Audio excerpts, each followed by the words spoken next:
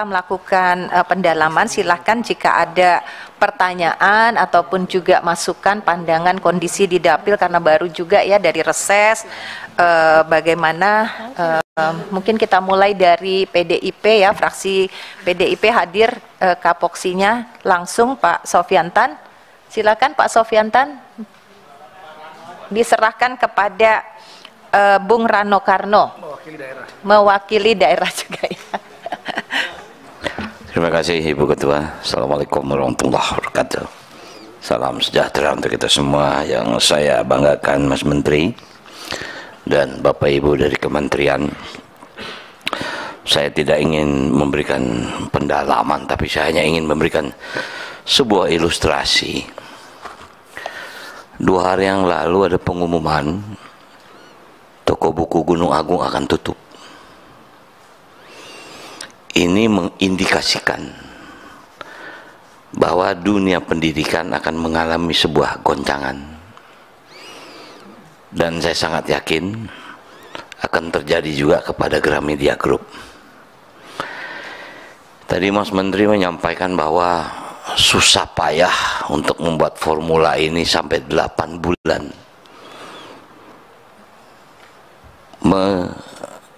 koordinasikan dengan kementerian yang lain,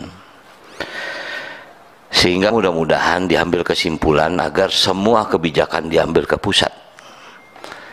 Cuma yang ingin menjadi catatan Mas Menteri dan semua yang kita hadir di sini, sisa kepemerintahan ini tinggal 1 tahun lagi. Bulan November ini beberapa pimpinan daerah akan berganti. Bupati berganti, gubernur berganti, wali kota berganti dengan posisinya PJ. Nah, kita sangat tahu ini Ibu Ketua, kekuasaan PJ sampai seberapa besar sih. Nah, jadi kita ini akan sama-sama menghadapi sisa waktu yang sangat luar biasa penting, di mana yang kita perjuangkan ini nasib. Nasib bukan hanya guru, tapi nasib pendidikan kita. Komponen pendidikan situ ada guru. Nah, jadi barangkali tidak menjadi kecewa kami kalau memang Kementerian Keuangan tidak hadir, walaupun sebetulnya kita berharap bisa hadir agar kita paham bagaimana sih posisi Komisi 10 ini. Mudah-mudahan tidak dianggap kami tidak penting, tapi apa yang kita mau rakerkan ini memang sebetulnya ujung-ujungnya adalah angka kekuatan ekonominya ada di mana. Nah, jadi barangkali saya kembali, kita semua yang ada di sini tadi semuanya saling menoleh ini Ibu Ketua. Waduh, ini bagaimana kita untuk mensikapi. Nah, jadi sekali lagi barangkali karena ini memang waktunya terbatas, kita hanya berharap ujung tombak di sini adalah Kementerian Pendidikan, Mas Menteri, Mas Nadiem nih, agar dunia pendidikan kita ini nggak semakin goyah. Dan pendidikan ini memang sampai ujung hayat kita masih sangat dipentingkan. Mungkin itu saja karena bel juga sudah berbunyi. Terima kasih. Assalamualaikum warahmatullahi wabarakatuh. Terima kasih Bung Rano. Dan selain Pak Sofyantan dan Bung Rano, hadir beberapa anggota dari fraksi PDIP, ada Ibu Adriana, kemudian juga Pak Arwan Aras. Ya, apakah sudah cukup Pak Sofyantan atau bagaimana? Cukup, Bu? Kita pindah fraksi ya teman-teman, kepada fraksi Golongan Karya hadir Bapak Muhammad Nur Purnama Sidi, ini pejuang P3K juga. Silahkan Pak Nur. Ya, terima kasih pimpinan. Assalamualaikum warahmatullahi wabarakatuh. Pimpinan dan anggota Komisi 10 yang saya hormati, Mas Menteri, Mendikbudristek, Bapak dan Ibu dari Kemendagri, dan Bapak Ibu dari Kemenpan RB. Yang pertama, kami tentu apresiasi kehadiran para bapak, para ibu di forum hari ini, walaupun masih kurang 1 menteri lagi. Dan saya setuju dengan ide yang disampaikan oleh Mas Menteri bahwa semua hari ini sementara harus ditarik dulu semua ke Jakarta, ke pusat. Kenapa? Karena ini urusan tafsir. Mendikbudristek sudah memberikan surat edaran, Kemenkyu juga membuat surat edaran, Kemendagri sudah buat edaran, Kemenpan-RB sudah buat edaran, tapi tidak dipahami sama sekali oleh daerah. Terbukti antara formasi yang disampaikan masih kurang dari yang diharapkan oleh pusat. Kementerian Keuangan sudah mengirmak, apalagi terakhir ada PMK 212. Jelas detail ada anggaran untuk P3K. Itu pun tidak dipahami oleh pemerintah daerah. Nah, karena itu sebenarnya kalau saja ada Kementerian Keuangan hari ini, kita ingin ada kesimpulan bahwa hari ini seluruh persoalan menyangkut P3K yang kita mulai tahun 2021 kita selesaikan dulu. Dan itu kita tarik semua ke pusat. Gitu. Baru kemudian setelah itu, maka saya setuju dengan Pak RB tadi. Kita selesaikan dulu semuanya, baru kita buka yang umum. Nah, itu. Kalau tidak, nanti selesai buka lagi itu. Jadi saya sebenarnya singkat saja sebenarnya. Hari ini kita harus punya keputusan, kesimpulan bahwa sementara ini urusan yang kita mulai tahun 2021 kita tarik semua ke Jakarta, kita selesaikan di Jakarta. Baru kalau itu sudah selesai, baru kemudian yang reguler itu, yang umum tadi baru kita mulai lagi. Apalagi ini ada mau penambahan 600 sekian ribu lagi kan gitu. Jangan sampai pembukaan ini nanti akan membuka lagi masalah baru lagi. Karena persepsi antar KL belum terjadi, walaupun ada beberapa sudah terjadi. Kemudian persepsi daerah pun juga nggak sama. Kayak di dapil saya, Jember itu on the track. Formasi berapa, seragam berapa, tapi Lumajang formasi 1.600 dia cuman 200. Kenapa? Saya tanya bupatinya, saya nggak punya uang mas. DAU pun saya nggak dapat gitu. Lah ini hal kayak gini kan nggak boleh kita akhirnya serahkan semua ke daerah, kita tarik semuanya. Ya, jadi itu menurut saya intinya pertemuan hari ini kami berharap ada kesimpulan, ada keputusan yang kita mulai tahun 2021 kita tarik semua, kita selesaikan di pusat. Daerah tinggal beres lah. Kalau sudah beres semuanya, baru kita mulai yang umum tadi yang diinisiasi ditawarkan oleh dari Kementerian Pan-RB tadi, yang umum baru kita buka. Kalau tidak, saya khawatir akan terulang lagi, kasihan Bu Nunu lah. Untungnya pemberani Pak Menteri, pemberani. Beliau itu dihujat kayak apapun tetap dihadapin kan gitu. Ya, jadi saya terima kasih kepada Prof Nunu. Ini pejabat Pak Menteri yang luar biasa menurut saya, yang menghadapi langsung para guru-guru yang marah-marah itu dengan senyum. Saya tidak pernah lihat Bu Nunu dimarahin kemudian nangis, tidak pernah. Itu laporan dari teman-teman PGRI se-Indonesia seperti itu. Jadi itu mungkin pimpinan bagi saya persoalan sudah jelas. Dan sekarang bagaimana kita menyelesaikannya? Nah, menurut saya misalnya ya sudah ditarik semua ke pusat dulu. Ya. Dan saya yakin kalau di pusat nggak lebih dari setengah tahun sudah selesai semua lah. Dan saya benarkan apa yang disampaikan Bang Rano Karno. Pak Jokowi ini tinggal 1 tahun lagi. Jangan mewariskan masalah untuk pemerintahan yang akan datang. Menurut saya terima kasih. Assalamualaikum warahmatullahi wabarakatuh. Yuk kita beri semangat kepada Prof Nunu dan kita semuanya supaya terus gigih berjuang untuk guru-guru P3K ini. Terima kasih Pak Nur, dan selanjutnya kita beri kesempatan nih senior yang sudah hadir, Kang Ferdiansyah. Silakan Kang, 3 menit semuanya.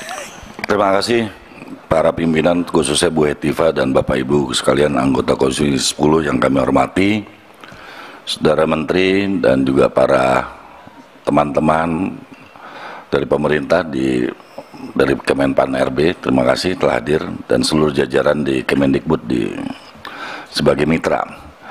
Yang pertama, karena kalau bicara detail, angka demi angka kan sebenarnya sudah berpuluh-puluh kali, bahkan melalui panja dan sebagainya kita sudah berapat sampai raker itu akhirnya mencapai 40 kali. Jadi kalau ini bicara P3K, hari ini kita telah berapat tidak kurang dari 42 kali rapat tentang P3K. Tolong dicatat kita bersama. Artinya apa? Dari sekian 42 kali rapat, banyak yang sudah dihasilkan juga, tapi juga akibat intervensi Komisi 10. Kalau tidak ada cawe-cawe Komisi 10, mungkin tidak akan seperti ini. Itu yang harus dicatat oleh rakyat dan juga dicatat oleh saudara Kemendikbudristek. Yang kami cermati di sini adalah yang pertama, rakyat butuh kepastian kapan dia akan dijadikan P3K. Ya apa tidak? Bagi rakyat yang dikatakan tidak, dia juga tidak apa-apa, asal tidaknya kenapa? Jelas. Tapi jangan rakyat dibuat tidak adanya kepastian. Itu yang menjadi catatan kami sebagai DPR RI, khususnya Komisi 10, jadi gundah gulana. Wajar saja apabila kami ketemu dengan para pendidik, khususnya guru, ini hal yang sering dipertanyakan. Jadi yang pertama, pimpinan adalah kepastian. Kedua, kepada saudara Mendikbudristek, yang kami juga perlu ingatkan, sebenarnya kebutuhan guru itu berapa untuk perjenjang, baik itu jenjang SD, SMP, SMA, SMK, sehingga apa? Kemenpan RB bisa menghitung bersama juga nanti BKN, Kemenq, sehingga apa yang dikatakan tadi misalnya diantaranya oleh saudara kami Purnomo Sidi mengatakan mana yang didahulukan, misalnya P3K, asumsi misalnya kebutuhannya 600, yang melalui P3K bisa diselesaikan misalnya 300, barulah dibuka yang umumnya yang 300 tersebut. Ini asumsi. Nah, angka-angka itu kan tidak ada melalui pimpinan. Saudara Menteri hingga sekarang, nggak tahu kalau yang lain, kami belum pernah menerima data kebutuhan per dapil di daerah kami masing-masing. Berapa sih? Dan penyebaran perkiraan P3K yang akan dialokasikan per dapil kami di Komisi 10 belum ada. Saya mau tanya, ada nggak teman-teman? Belum ada. Itu yang kita butuhkan. Buat apa kita rapat tapi tidak bisa menjawab pertanyaan-pertanyaan yang sifatnya angka tersebut? Maka saya katakan dengan segala hormat dan segala nanti, Kemendikbudristek, khususnya Mendikbud, jangan lip service. Itu yang kita butuhkan. Angka mana? Sekarang melalui forum ini, pertanyaan mendasar melalui pimpinan, kapan angka itu bisa diberikan kepada kita per dapil dan sebagainya, sehingga Kemenpan RB, BKN, Kemenq juga bisa menirmak selanjutnya dan angka tersebut bisa dipertanggungjawabkan. Itu saja pimpinan, tidak lama-lama sebelum bel berbunyi.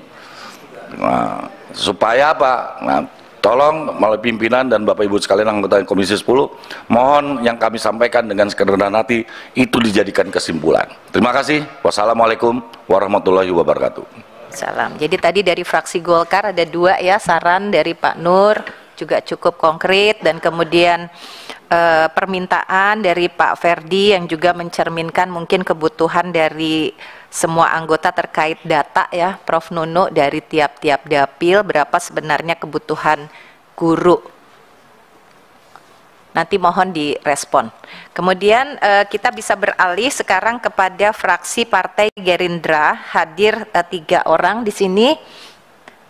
Ada Pak Nuroji, Ibu Hima dan Prof. Johar. Silakan, siapa ini saling memberi kesempatan ya, baik banget nih. Silakan. Terima kasih pimpinan. Bismillahirrahmanirrahim. Assalamualaikum warahmatullahi wabarakatuh. Alhamdulillah kita bisa bertemu hari ini, pimpinan yang hormati dan seluruh anggota, saudara menteri, seluruh jajaran dan dari kementerian lainnya. Sungguh bagus pertemuan hari ini, ya, banyak hal-hal yang bisa kita luruskan, ya, kita bisa selesaikan. Tentang penjelasan-penjelasan ini, di daerah ini belum dapat mereka penjelasan yang seperti ini gitu. Jadi terus ya, kepala daerahnya, aparatnya udah merasa keberatan karena merasa dibebankan kepada mereka. Ini yang terjadi. Mau kami dari mana, yang sekarang aja kami belum cukup untuk membiayai negeri kami sendiri, apalagi ini tambahan seperti ini. Nah, jadi seperti tadi kita jelaskan, penjelasan ini suruh sampai ke pelosok tanah air, sehingga mereka bisa tahu bahwa ini tidak mengganggu ya anggaran-anggaran yang untuk daerahnya, dan malah ini tadi mau ditarik ke pusat, itu sangat bagus sekali.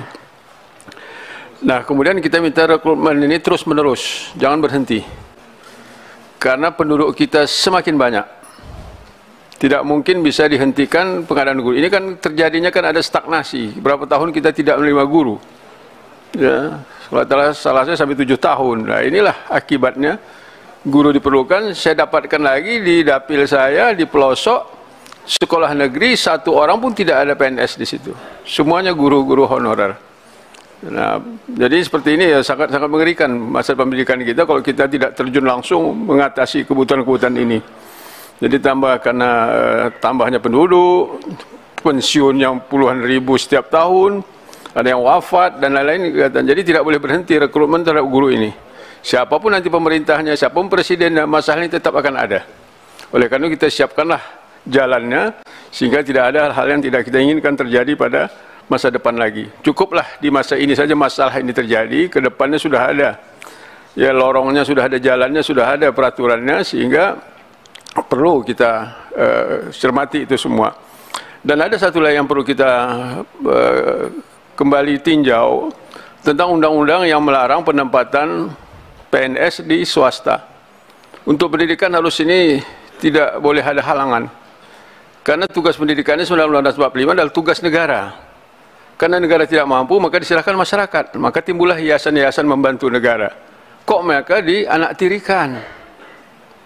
Oh, ini PNS tidak boleh. Jadi sekarang akibat dari kebijakan ini, sekarang rekrutmen ini, swasta sangat-sangat dirugikan.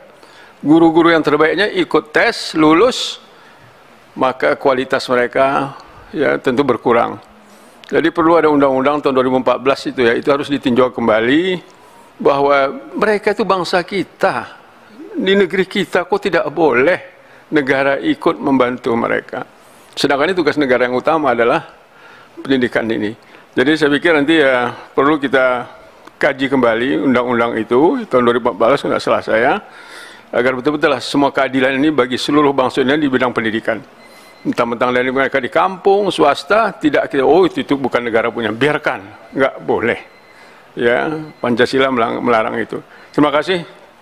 Disambung oleh teman saya dari Partai Gerindra. Terima kasih, mohon maaf. Assalamualaikum warahmatullahi wabarakatuh. Terima kasih, Prof. Silakan Bu Hima. Terima kasih pimpinan. Assalamualaikum warahmatullahi wabarakatuh.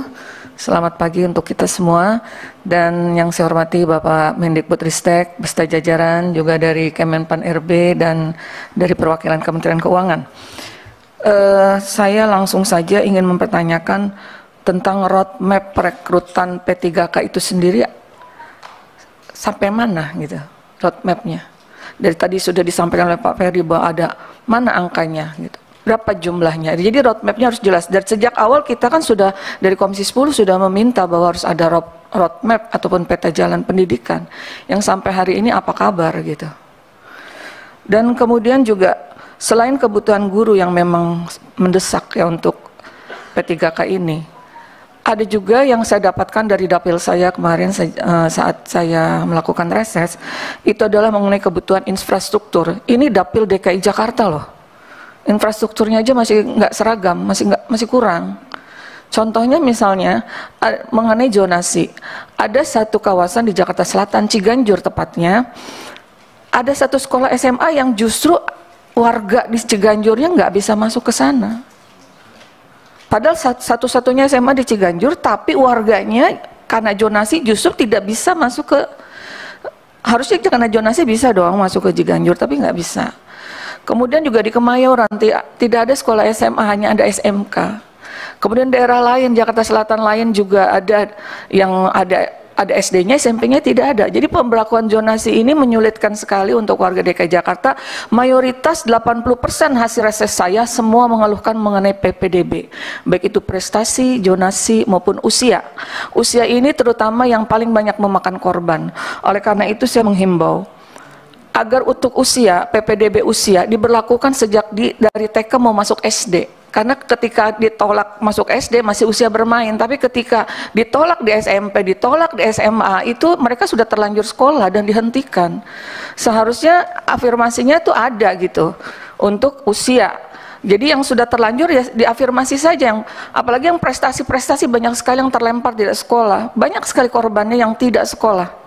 Begitu. Jadi itu yang saya dapatkan, 80% hasil reses saya di 20 titik kemarin saya turun, mayoritas mengeluhkan PPDB baik zonasi, prestasi maupun usia.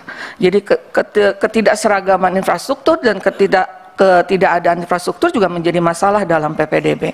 Kemudian mengenai akrobat 1 tahun ini, seharusnya kan sudah, jangan ada lagi akrobat-akrobat ini itu. Kalau kita memang peta jalannya sudah jelas mau kemana, arahnya ke sini ke sana, itu pasti enak menjalankannya gitu, terstruktur, ada arahnya. Tapi ini ada akrobat lagi. Tadi istilah marketplace saya agak kurang ini ya.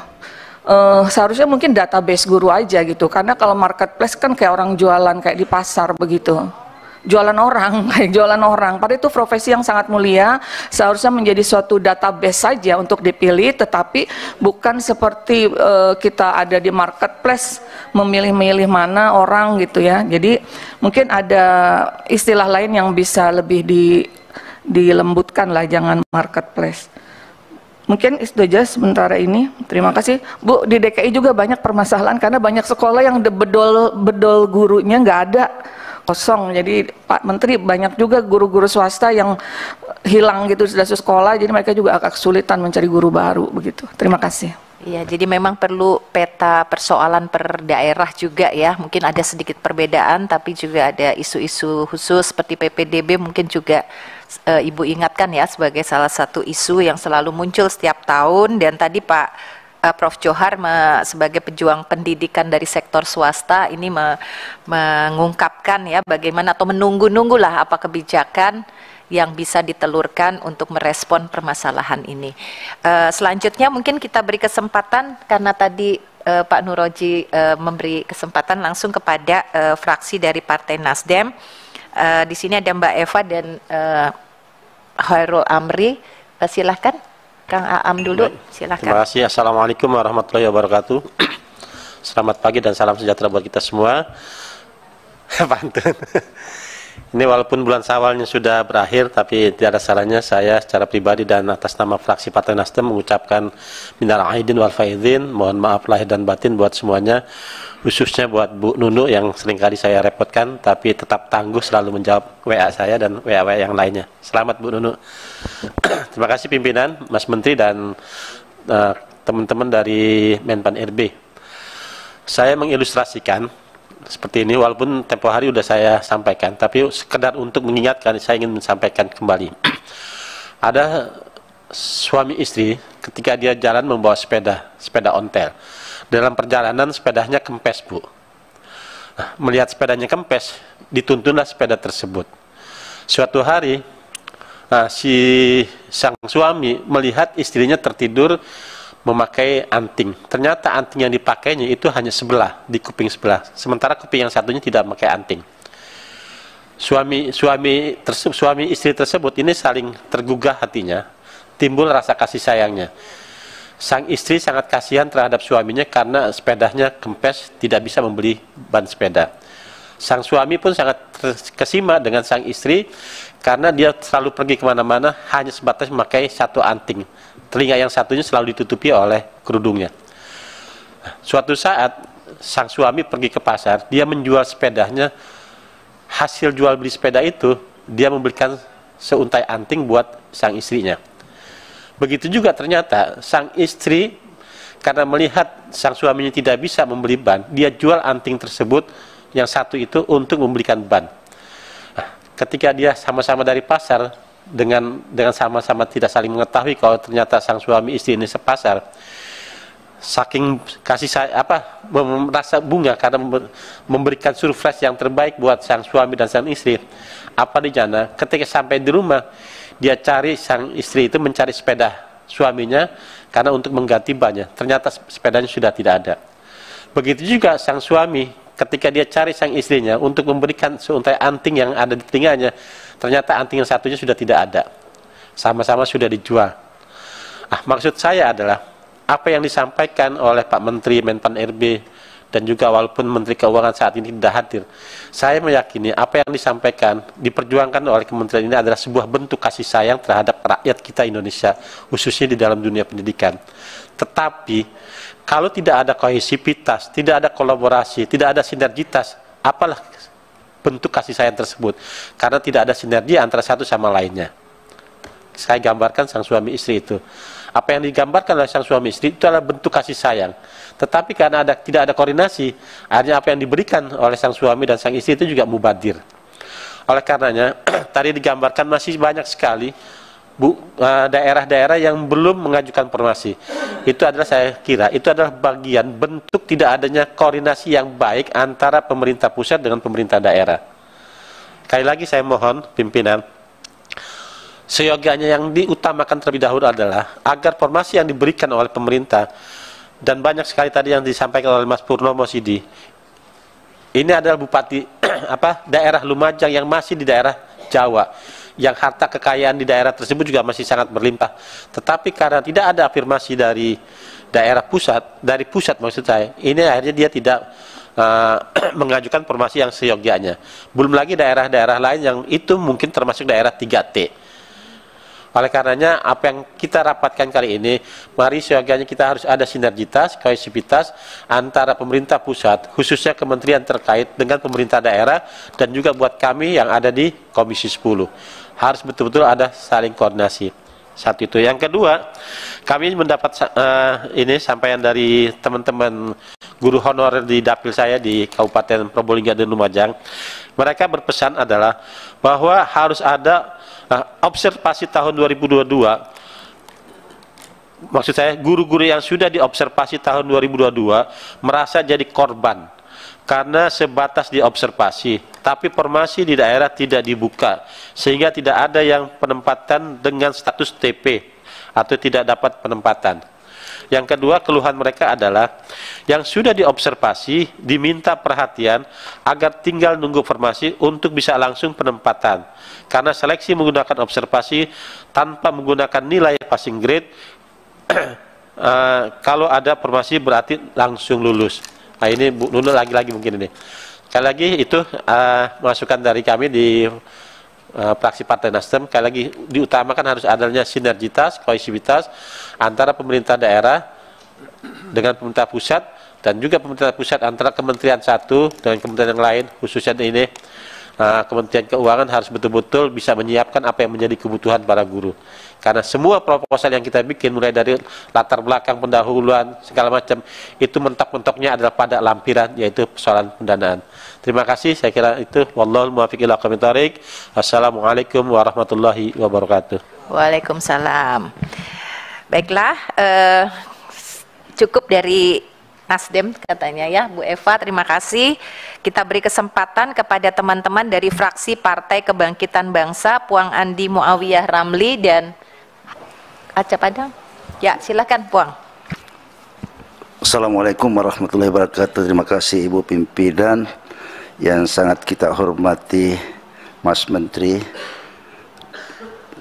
Sekjen dan Bu Dirjen, dan tentu saja Pak Alex Denny dan Bapak dari Kemendagri, Pak Resturdi Daud MSc, dan Bapak-Bapak semua yang saya hormati. Tidak banyak yang saya ingin sampaikan. Saya langsung ke Profesor Nuni karena ada jejak. Kita hanya bicara yang tertulis, bisa bicara dengan omongan, tapi kalau tidak direkam susah. Jadi jejak angka ini merupakan bagian dari yang kita omongkan. 2021 bukan masa lalu, karena baru 2 tahun yang lalu, dan kita akan bicara tadi tentang yang akan ke depan. Bicara tentang masa depan tanpa melihat masa lalu ini akan sangat repot kita. Belum sejarah ini. Langsung saya, Bu, 67% guru passing grade 2021 telah mendapatkan penempatan. Saya ada sedikit melihat di sini, Bu Prof, 383 tidak menjadi sasaran penuntasan atau 0,2%. Di situ ada lihat mengundurkan diri 159. 159 guru yang sudah mengundurkan diri.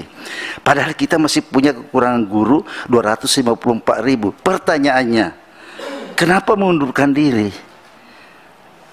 Bukankah selama ini banyak isu di luar sana karena mereka direkrut di Jawa Timur tapi ditempatkan di Papua, bukan di Papua, di Maluku. Mereka mengundurkan diri begitu. Ada itu fakta, bukan hoax. Ada ditempatkan di Jawa Barat, ditempatkan di Sulawesi. Apakah itu bagian dari itu, pengunduran diri itu? Kalau yang meninggal tidak apa-apa, sudah meninggal dunia, tidak mungkin menjadi guru lagi. Tapi mengundurkan diri, saya agak tercenung nih. 159, banyak juga Bu. Satu guru itu sangat luar biasa bisa terangkat, apalagi 159. Ini bertentangan dengan animo mereka ingin mendaftar, ingin ikut tes. Sudah terangkat passing grade kok mundurkan diri, aneh, sungguh biasa suara aneh itu Bu. Saya pikir ini yang ingin saya tanyakan. Yang kedua, saya lagi resah ini karena di halaman 7 Prof, ini Gorontalo, Sulsel, Sulu, Kaltara, Sultan Maluku, Kalten Malut, Pabar dan Papua. Daerah kita ini Bu, ya artinya evaluasinya apa Bu? Kenapa daerah lain bisa bagus? Kenapa daerah kita ini di timur Indonesia dan kita ada wakilnya di sini, ada 5 orang di sini, dari sana itu 5 orang, Bapak 1, 2, 3, 5 orang. Apakah kami kurang bersuara atau kurang bertanya atau kurang apa mereka? Ini dapil kami Sulsel luar biasa. Apa karena gubernurnya berjenggot lebat ini? Kenapa tidak evaluasinya? Nah, ini sekedar anu saja. Saya kecewa kenapa mereka bagian-bagian dari Indonesia Timur atau Timur Indonesia kok begini modelnya, tingkat kelulusan dari Timur Indonesia masih sangat rendah. Pertanyaannya kembali, kenapa rendah? Kenapa yang lain yang bisa tinggi? Ya itu pertanyaan sederhana. Terima kasih Prof. Nunu dan Pak Menteri yang sangat simpati. Ketika saya sudah berbunyi, tentu saja saya langsung ke Pak Kemendagri, Pak, menghindari PHK massal. Jangan sampai terjadi Pak. Ini tahun politik. Tadi jangan sampai terjadi kemakan itu yang Bapak sampaikan. Jangan sampai anggaran membengkak. Ya itu persoalannya Kementerian Keuangan ini yang tidak hadir di sini. Ego sektoral terjadi. Saya mendengar kabar beliau tidak datang di sini karena tidak diizinkan oleh Komisi 11. Ini ego sektoral Pak Menteri. Kita di Senayan ini saja terjadi begitu. Kenapa diizinkan datang ke sini oleh Pak Komisi 11? Di antara kita sendiri ada surat resminya, ada surat resmi. Kami tidak mengizinkan Menteri Keuangan datang ke sini. Komisi 10 resmi. Ini betul betapa ini Pak Haji pimpinan, ini perlu kita komunikasikan kepada pimpinan DPR. Kenapa bisa terjadi seperti ini di dalam kita sendiri? Sia-sia pesan-pesan reformasi. Ini juga untuk perhatian Bapak Pak Denny. Yang ketiga tentu saja saya ke Pak Denny. Rekrutmen dikhususkan kepada 2 Pak ya, tenaga guru dan kesehatan. Tadi ada sampai 5, tapi ini bagus sekali. Cuma saya minta perhatian khusus karena itu juga kami keluhkan kepada beliau, kami keluhkan kepada mitra kami namanya Perpusnas, khusus tenaga kependidikan yang lainnya Pak. Jangan cuma guru. Itu tenaga perpustakaan Pak, guru kepustakaan, tenaga pustakawan kita itu sangat luar biasa membutuhkan itu negeri kita dalam rangka literasi. Nah itu tidak tersentuh kemarin dalam P3K itu. Saya pikir ini Bapak tahu, cuma ya mungkin belum cukup diperhatikan. Saya tahu itu. Jadi khusus untuk kesehatan oke, sangat bagus, tapi khusus untuk guru, mohon tenaga pendidikan lainnya diperhatikan. Terima kasih Bapak semuanya, Ibu. Itu yang saya sampaikan. Wallahul muwaffiq ila aqwamit thoriq. Wassalamualaikum warahmatullahi wabarakatuh. Salam. Nah ini Puang Andi dari Dapil Sulsel 2. Ini satu pertanyaan yang baik ya. Yeah. Kalau ada daerah bisa, kenapa ada juga daerah yang tidak bisa? Nah di situ. Mungkin beda gizi Bu. Nah jadi nanti mungkin ini perlu pendalaman dan kepada Kiai Acep Adang, apakah mau menambahkan atau sedikit? Silakan. Oh ya, tadi Puang mengingatkan soal selain guru, tenaga kependidikan yang lain mohon diperhatikan juga. Silakan, Kang. Assalamualaikum warahmatullahi wabarakatuh. Terima kasih pimpinan. Yang saya hormati teman-teman Komisi 10. Yang saya hormati dan saya banggakan Pak Menteri dan seluruh jajaran yang mewakili dari Kementerian Dalam Negeri dan juga dari Pemda. Ada beberapa hal yang ingin saya sampaikan. Pertama, tersambung dengan apa yang disampaikan oleh Pak Ferdiansah tadi mengenai angka gitu. Setahu saya dulu sekitar tahun 2021 pemerintah menyediakan untuk tenaga P3 itu kan kurang lebih 1 juta.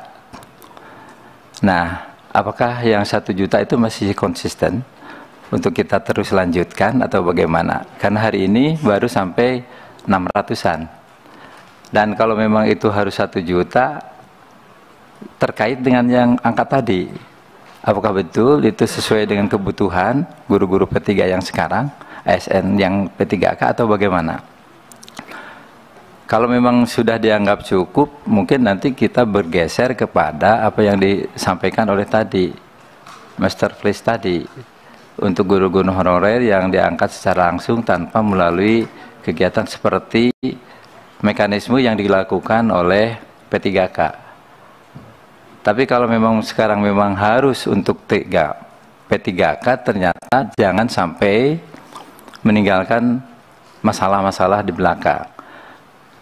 Memang seperti yang disampaikan oleh teman-teman tadi, di tempat kita juga banyak guru yang tidak mengisi. Artinya lulus P3K tapi tidak diambil karena memang jauh sekali tempatnya. Jadi lamun dihitung sama biaya transportasi itu habis. Karena memang harus bolak-balik, harus mereka nginap di tempat sana, kemudian nyewa kontrakan dan seterusnya. Sehingga mereka tidak ambil. Yang kedua, banyak mereka yang kecewa. Mereka sebagai guru honorer yang sudah cukup lama, di atas 20 tahun, tetapi tidak masuk dalam kategori yang lulus. Nah, ini ada 2 persoalan yang memang menjadi perhatian kita. Sekali lagi, apakah P3K ini akan terus dilanjutkan dalam konteks kita merekrut 1 juta diteruskan, atau dalam bentuk yang lain yang ada pendekatan-pendekatan lain seperti yang disampaikan oleh Mas Menteri tadi, untuk memudahkan koordinasi, korelasi di dalam rangka bagaimana perekrutan ke depan lebih mudah lagi, lebih transparan dan lebih memudahkan kepada Pemda dan seterusnya.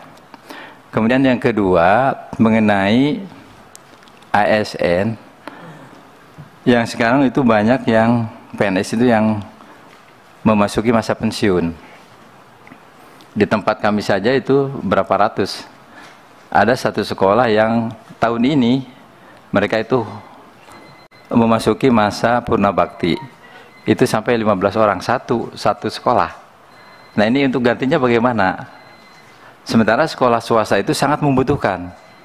Itu yang pertama. Yang kedua, ada banyak sekolah-sekolah yang ada DPK-nya tetapi hari ini ditarik oleh pemerintah untuk kembali ke negeri. Nah, ini persoalan-persoalan yang perlu dibahas dan sekaligus untuk ada jawaban dari pemerintah.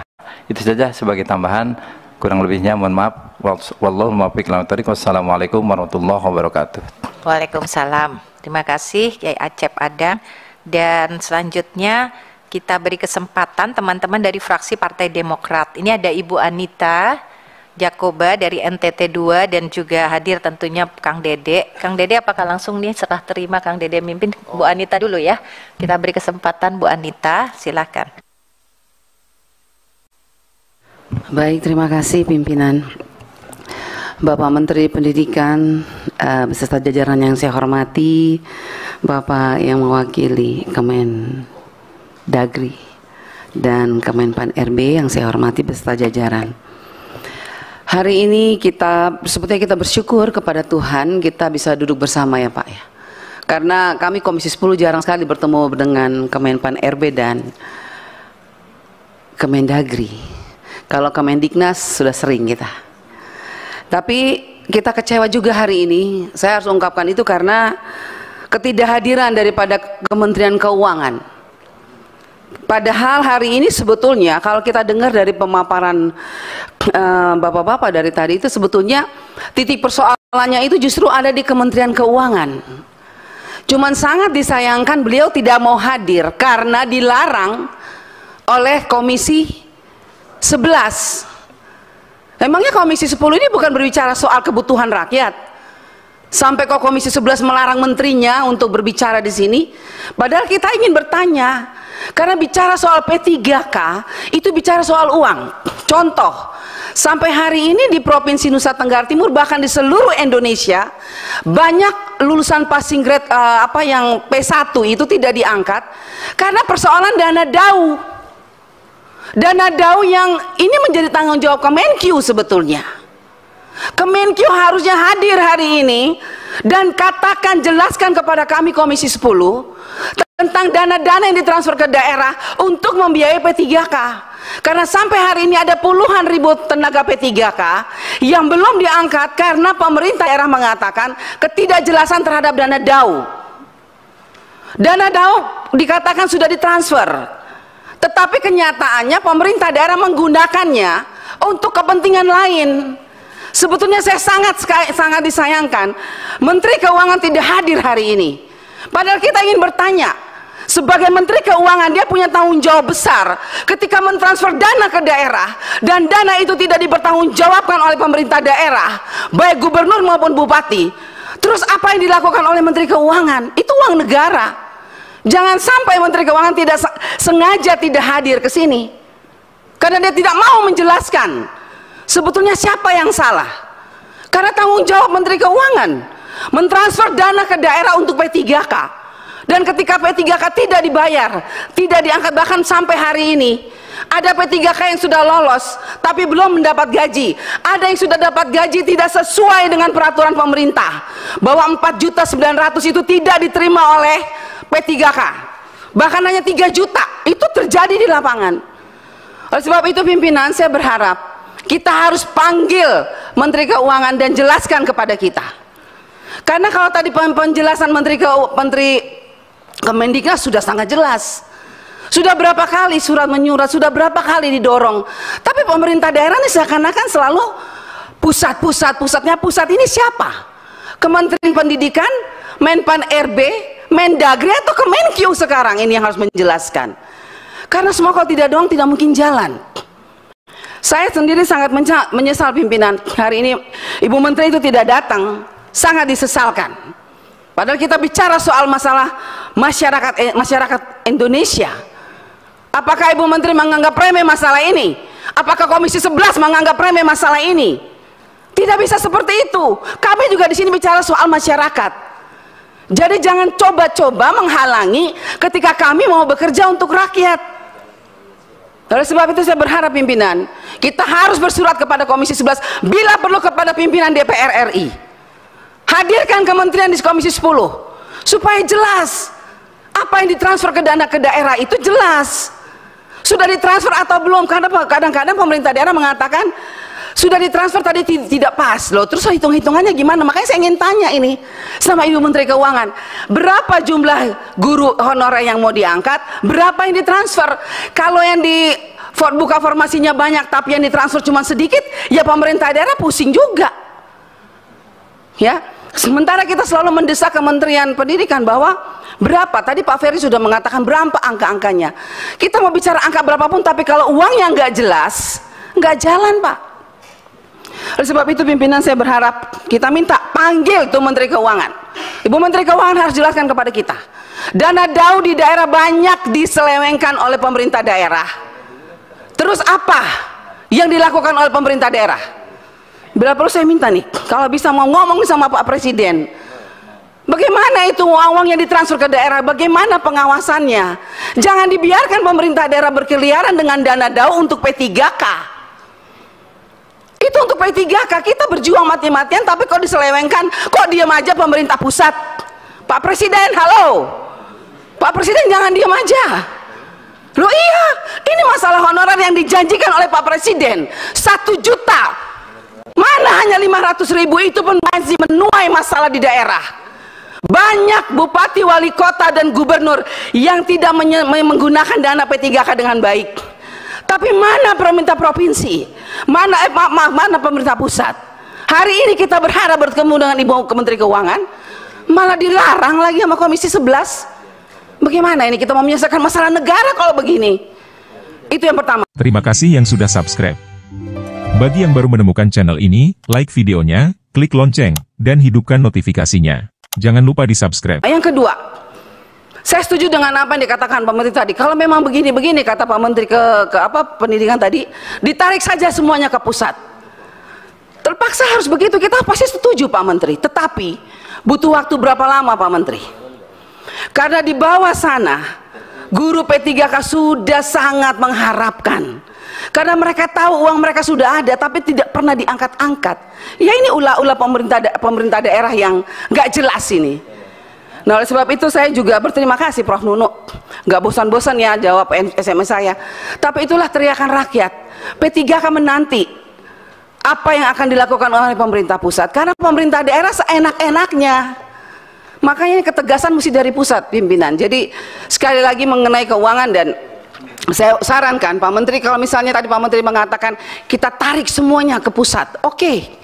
Tapi kapan dan berapa lama? Rakyat hanya butuh kepastian Pak. Guru-guru hanya butuh kepastian kapan. Baik kota, provinsi, kabupaten, semua se-Indonesia Raya ini pasti sangat merindukan kapan. Oleh sebab itu saya berharap Pak Menteri di waktu yang masih ada ini, Pak Menteri, dari Pak Mendagri dan Pak Menpan RB, mari kita sama-sama pikirkan yang terbaik untuk rakyat. Karena kasihan rakyat di bawah sana. Hak mereka ada, uang mereka ada. Tapi kenapa sampai hari ini mereka tidak menikmati itu semua? Hanya karena keegoisan siapa? Pemerintah, baik pemerintah pusat maupun pemerintah daerah. Itu saja. Jadi saya sekali lagi Pak Menteri, saya dukung kalau memang mau ditarik ke pusat. Tapi apa itu kamu memungkinkan dan berapa lama? Supaya segera Pak penderitaan ini terlepas dari guru-guru honorer kita, apalagi yang sudah mau pensiun Pak, kasihan. Mereka menanti cukup lama. Masih banyak sebetulnya pimpinan, tapi saya rasa itu poin saya mengenai DAU, dana DAU, dan yang tadi Pak Menteri juga mengatakan nanti kalau ditarik ke pusat, DAU-nya akan langsung ditransfer saja ke sekolah seperti dana BOS. Saya sangat setuju, tapi apakah itu bisa dilakukan dalam waktu yang cepat? Dan kalau itu dilakukan, bagaimana dengan dana-dana DAU? Bu Sekjen tolong sampaikan kepada Bu Menteri Keuangan, bagaimana dengan dana-dana DAU yang sudah ditransfer, yang dipakai seenaknya oleh pemerintah daerah? Bagaimana itu pertanggungjawabannya? Padahal jelas suratnya sudah ada, sudah ditulis and mark, tidak bisa dipakai untuk yang lain, hanya untuk P3K. Tapi mereka santai aja tuh menggunakannya dengan seenak-enaknya, menggunakan untuk yang lain, tapi tidak ada tuh. Misalnya Menteri Keuangan periksa, atau BPK atau KPK diperiksa, panggil turun periksa, tidak ada itu. Jadi begitu Pak Menteri, saya setuju ditarik ke pusat, tetapi dana-dana yang sudah ditransfer itu bagaimana Pak? Jadi liar di daerah. Siapa yang bertanggung jawab atas dana negara ini? Itu saja pimpinan, terima kasih. Ya, si Bu Anita yang sudah menyuarakan juga kekecewaan kita semua ya dengan tidak hadirnya ada rekan-rekan dari Kementerian Keuangan. Nah selanjutnya, karena kita sudah melampaui waktu yang kita sepakati pukul 12, saya mohon izin untuk memperpanjang waktu ini di dalam pertemuan ini, untuk memperpanjang hingga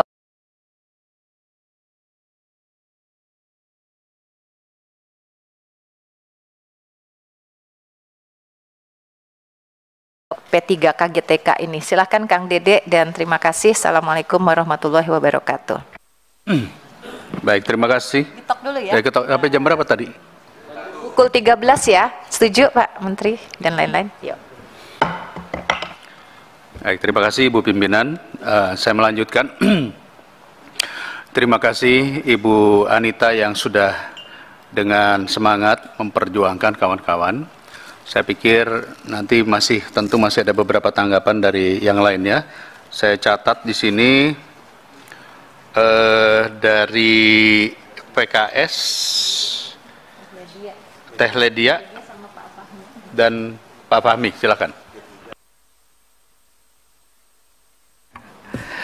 Bismillahirrahmanirrahim. Assalamualaikum warahmatullahi wabarakatuh. Makasih Kang Dede dan juga Bu Hetifah. Yang saya hormati Pak Menteri Nadiem dengan jajarannya dan juga dari Kemendagri dengan jajarannya dan juga Kementerian Pan-RB serta teman-teman Komisi 10 yang saya hormati. Saya pertama ingin menegaskan kembali bahwa upaya kita untuk meningkatkan mutu pendidikan nasional itu adalah komitmen yang sangat-sangat terikat dengan tujuan pendidikan, tujuan kita berbangsa dan bernegara. Itu clear, jelas ya. Dan tentu saja dalam hal ini semua berkepentingan terhadap upaya meningkatkan mutu pendidikan nasional. Bukan hanya Kementerian Pendidikan dan Kebudayaan, apatah lagi juga bukan cuma Komisi 10. Karena pendidikan nasional ini pasti akan memberikan dampak pada kemajuan secara umum, harkat dan martabat bangsa kita. Dan kita juga paham bahwa tulang punggung mutu pendidikan nasional itu bertumpu pada guru. Bayangkan ya, kalau guru tidak hadir, dan kita tahu dalam perbincangan kita siang ini masih banyak formasi-formasi yang kosong. Itu menandakan bahwa di sejumlah sekolah guru tidak hadir. Ketika guru tidak hadir, maka pasti terjadi perlambatan pembelajaran, pasti terjadi penurunan mutu pendidikan. Itu sudah terjadi berbilang tahun. Kalau ini dibiarkan terus-menerus, maka bukan tidak mungkin pendidikan nasional kita tidak akan bisa meningkat. Bahkan saya khawatir ini akan terus-menerus terjebak ke dalam kubangan mutu pendidikan nasional yang buruk, terutama dikaitkan dengan kompetisi kita di negara-negara internasional. Oleh karena itu saya mengapresiasi semua pihak, terutama dari Kemendikbud, dari Kemendagri dan juga dari Kementerian Pan-RB yang hadir pada hari ini untuk kita bersama-sama menemukan solusi. Bagaimana pada masa-masa yang jangka pendek ini dan jangka panjang kita pastikan bahwa keberadaan guru kita itu adalah keberadaan yang efektif dan permanen. Tidak ada lagi permasalahan-permasalahan di kemudian hari. Nah, kemudian yang kedua yang ingin saya sampaikan adalah persoalan yang kita bicarakan sudah beberapa tahun terakhir ini terkait dengan ketidakhadiran guru karena kurangnya formasi. Ini menunjukkan bahwa pemerintah daerah tidak memiliki kepercayaan diri untuk membiayai guru yang harus mereka rekrut. Kemudian ketika pemerintah pusat memberikan janji untuk memberikan support pembiayaan, mereka pun kehilangan kepercayaan itu. Sehingga berkali-kali ditawarkan untuk melakukan proses rekrutmen dan pengajuan reformasi, tapi hasilnya sampai sekarang masih di bawah 50%. Kita tahu bahwa persoalan ini sesungguhnya seperti yang tadi disampaikan oleh teman-teman yang lain, itu bertumpu pada masalah anggaran. Proses rekrutmen pengadaan guru itu sesungguhnya sebuah proses yang sederhana. Banyak sekali yang berminat menjadi guru, banyak sekali di antara masyarakat kita. Tetapi mereka kemudian tidak mendapatkan support dalam masalah gaji dan tunjangan. Jadi persoalannya hanya berpusat kepada politik anggaran. Oleh karena itu, apa yang kita bicarakan pada hari ini bagusnya memang mengerucut kepada bagaimana kita memastikan misalnya Peraturan Menteri Keuangan 212/2022 yang sudah diedarkan kemana-mana itu benar-benar berlaku efektif, ya, dan memberikan semacam kepastian kepada daerah-daerah untuk memahami dan mengerti. Dan di satu sisi pemerintah pusat dalam hal ini Kementerian Keuangan itu harus menimbulkan kepercayaan, kepastian kepada mereka bahwa alokasi DAU sesuai dengan Permenko 212 ini benar-benar akan bisa dilaksanakan dalam jangka pendek. Setidak-tidaknya kita berharap 2023 ini semua persoalan yang terkait dengan guru honorer ini bisa kita selesaikan.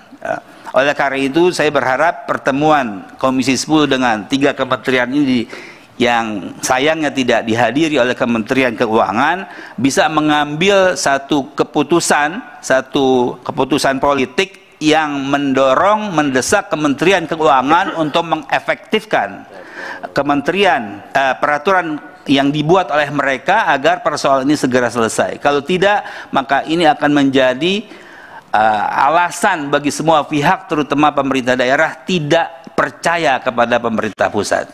Demikian, semoga ini menjadi perhatian buat kita semua. Satu hal lagi saya mohon izin,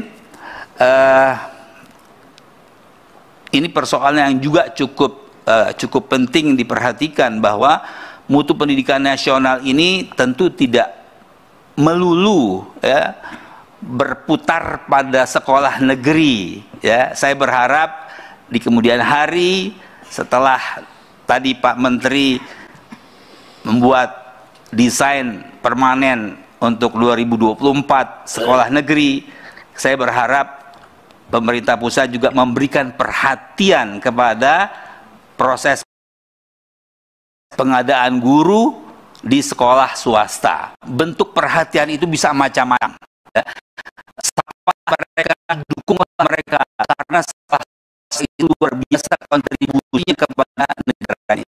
Demikian, Assalamualaikum warahmatullahi wabarakatuh. Baik, terima kasih Pak Fahmi. Teledia, Angga. Baik, terima kasih pimpinan. Assalamualaikum warahmatullahi wabarakatuh. Pimpinan dan anggota Komisi 10 yang berbahagia, Mas Menteri beserta jajaran Kementerian Pendidikan Kebudayaan Ristek, Bapak dari Kementerian Dalam Negeri beserta jajaran, Bapak dari Kementerian Pan-RB beserta jajaran. Ada beberapa hal. Satu, saya sepakat dengan apa yang disampaikan oleh Mas Nur Purnomosidi. Cut off yang ada selesaikan dulu sekarang, karena jangan sampai kemudian kita akan menimbulkan persoalan baru kalau kita kemudian melakukan proses baru. Jadi Mas Menteri, saran saya cut off dulu yang sekarang selesaikan. Masih ada P1 yang belum jelas nasibnya, yang kemarin sudah sempat dinyatakan lolos tapi kemudian dibatalkan formasinya dan lain sebagainya. Mari kita juga menghormati mereka yang sudah mengupayakan semaksimal mungkin. Dan kita tahu bahwa ada sejumlah persoalan, misalnya dengan mata pelajaran yang sama, formasi di kabupaten tetangganya kosong, dan kemudian di daerah tempat beliau masih sudah penuh, tapi di daerah di tetangga sebelahnya kosong, kan itu bisa dimasukkan. Berarti kan perlu sinergi data, dan saya pikir seharusnya konsolidasi data Dapodik itu kan akan nampak, jadi kelihatan. Itu relatif mempermudah kalau untuk yang udah masuk kualifikasi seperti P1 itu kan sebenarnya sudah masuk kualifikasi. Jadi membantu Bapak Ibu sebenarnya untuk mempermudah itu tadi. Yang itu saran saya. Jadi kemudian satu sisi kan gini, honorer yang ada tidak boleh digeser posisinya, tapi sisi lain yang ini luntang-lantung nggak jelas. Akhirnya di antara mereka ada yang akhirnya kekurangan jam karena di tempat mereka mengajar sudah diisi oleh P3K yang baru yang menempati posisi situ. Terus kemudian ketika mereka kekurangan jam, kan mereka punya standar minimal jam yang harus dipenuhi, atau di antara mereka ada yang sudah di PHK karena full sudah posisinya. Di antara mereka ada yang akhirnya harus mengajar mata pelajaran lain. Nah, yang begini ini menurut saya mari kita selesaikan. Mudah-mudahan sih seperti tadi disampaikan 6 bulan selesai ya Mas Nur ya. Mudah-mudahan dalam 6 bulan bisa diselesaikan sambil menyiapkan tadi usulan baru usulan sistem baru yang oleh Mas Menteri tadi disampaikan, sama seperti Bu Hima, saya mengusulkan namanya diganti. Salah satu ilmu itu bisa berkah dan bermanfaat adalah ketika kita memuliakan guru. Tolong diganti, jangan disebut marketplace. nggak enak gitu dengarnya, karena meskipun itu tahu itu daerah tempat kita memasarkan guru-guru itu, karena yang dipasarkan guru-guru nanti khawatirnya TPPO, tindak pidana perdagangan orang, jangan sampai masuk ke situ lah. Jadi tolong dipilihkan diksi yang lebih plus ya. Dan kemudian memastikan juga, karena ini kan sedang kita memberi waktu yang lama diselesaikan, kemudian yang baru nanti cut off yang baru dimulai dari nol lagi, adalah menyiapkan bagaimana supaya dia datanya sinkron dengan Dapodik. Ketika tidak sinkron dengan Dapodik, itu nanti akan menimbulkan masalah, Mas. Jadi memang pertama dengan Dapodik, kemudian juga pastikan siapa yang mengkonfirmasi dan verifikasi data yang masuk ke talent pool tadi, kemudian siapa yang menentukan masa kontraknya, siapa yang bagaimana peran Pemdanya, karena ini langsung kan, karena ini langsung proses terjadi, sementara Dinas Pendidikan punya tugas untuk melakukan pembinaan. Nah, ketika ini proses langsung rekrut ini kan tetap harus ada pelaku pembinaan dari pemerintah daerahnya. Terus kemudian juga harus memastikan bahwa lamanya kontrak dan lain sebagainya itu pasti. Jadi harus ada kepastian hukum juga bagi mereka. Siapa yang punya kewenangan? Karena kan ini sebenarnya kontraknya dengan pemerintah pusat yang melakukan rekrutmennya sekolah. Siapa yang menentukan kualifikasi bahwa dia akan katakanlah kontraknya setahun, 3 tahun, 5 tahun dan lain sebagainya. Nah, ini menurut saya jadi masih punya waktu untuk memperbaiki sistem yang baru supaya nanti nggak kagetan gitu ya, semua sudah masuk datanya. Karena persoalan kita kemarin kan ternyata antara pemerintah daerah, Dapodik nggak sinkron. Ini PR besar ya buat kita ke depan. Kemudian saya sebenarnya agak deg-degan tadi penjelasan dari Pak Alex dari Kemenpan RB. Prioritas guru dan tenaga kesehatan, karena ini pelayanan publik dilakukan. Nanti yang negatif growth itu adalah yang akan diganti oleh digital. Saya takut nih karena sudah banyak berita-berita guru juga bisa digantikan digital. Jangan-jangan nanti jadi negatif growth itu udah termasuk guru diantaranya. Mudah-mudahan ini kan sebenarnya penting bagi kita. Posisi kita akan memperlakukan sistem pendidikan di Indonesia seperti apa, sehingga bukan semata-mata karena kepegawaian, karena digitalisasi, karena keterbatasan uang negara, akhirnya kemudian kita mengubah satu konsep besar. Nah, mudah-mudahan ini tidak terjadi. Ini sih cuma khawatiran saya aja ya Pak ya. Mudah-mudahan itu tidak terjadi sehingga ini menjadi lebih jelas. Jadi sekali lagi, cut off, selesaikan persoalan yang sekarang, tempatkan yang sudah masuk kualifikasi, dicarikan formasinya, mudah-mudahan itu menjadi lebih cepat diselesaikan sehingga kalau nanti masih ada itu bisa dimasukkan ke satu talent pool yang baru yang masih menurut saya masih perlu kita bicarakan berikutnya. Terima kasih pimpinan. Assalamualaikum warahmatullahi wabarakatuh. Terima kasih Bu Lydia. Terakhir Pak Jainuddin, silakan. Assalamualaikum warahmatullahi wabarakatuh. Pimpinan yang saya hormati, rekan-rekan anggota Komisi 10, Mas Menteri beserta jajaran, kemudian Eselon 1 Kementerian Dalam Negeri dan Kemenpan RB yang saya hormati. Rasanya di Komisi 10 ini yang paling banyak menyita energi kita itu adalah berbicara tentang pengangkatan guru honorer dalam rangka mengisi kekurangan guru yang kita hadapi mulai tahun 2021 kemarin 1,2 juta, kemudian baru dimiliki formasi sekitar 44%, dan pada tahun 2022 itu 781 sekian, dan hanya bisa disiapkan formasinya 41%, dan 2023 formasi yang tersedia 46% dari kebutuhan 601.000 guru. Tentu ini menurut kami cukup memprihatinkan karena kita sangat sadar kualitas atau penyediaan guru itu merupakan kunci dari upaya kita memberikan layanan pendidikan, dan layanan yang diamanahkan oleh konstitusi kita itu bukan sekedar layanan biasa, tetapi layanan prima, pendidikan yang berkualitas. Dan itu salah satu tumpuannya terletak pada guru. Nah, sekarang kita mengisi saja kebutuhan yang guru yang kita butuhkan belum selesai. Kita belum bisa berbicara tentang peningkatan profesionalisme guru itu. Nah, dengan tantangan seperti ini, memang kita perlu segera menemukan ya akar masalah yang sebenarnya, dan apabila akar masalah itu tidak ditemukan, nanti persoalan ini masih terus berkelanjutan. Ini saya kira sudah banyak usulan, tetapi saya melihat memang peranan Menteri Keuangan dalam hal ini memang pegang kunci menurut hemat saya. Memang sudah ada Permen KU nomor 212 itu yang menjamin bahwa gaji dan tunjangan guru-guru honorer yang diangkat menjadi ASN P3K itu sudah dituangkan dalam DAU. Tetapi barangkali ini juga perlu diberi catatan, karena DAU yang diturunkan ke pemerintahan daerah itu didasarkan kepada indeks kinerja daerah itu. Barangkali ada analisis kinerja yang tidak rasional, sehingga kemudian banyak daerah yang tidak sanggup, tidak siap untuk mengajukan formasi. Ini yang saya melihat, barangkali ini perlu dievaluasi.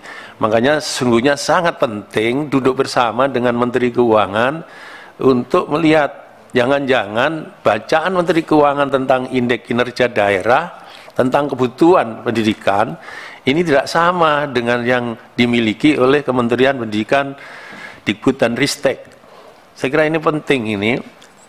Saya membaca ada berapa tadi dilaporkan Prof. Nunu itu, 45 kabupaten kota yang tidak mengajukan usulan formasi ini.